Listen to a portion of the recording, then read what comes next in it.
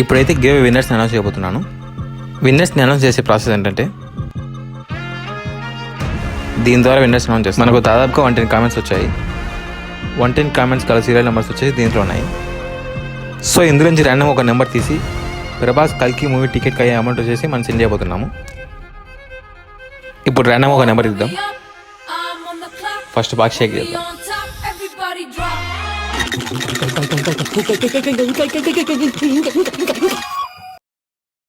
ఒక నెంబర్ తీద్దాం ర్యాండమ్గా.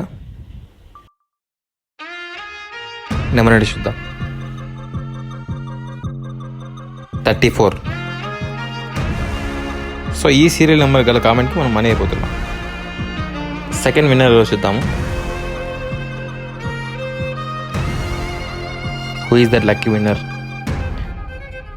44. ఇప్పుడు థర్డ్ లక్కీ విన్నర్ చూద్దాం.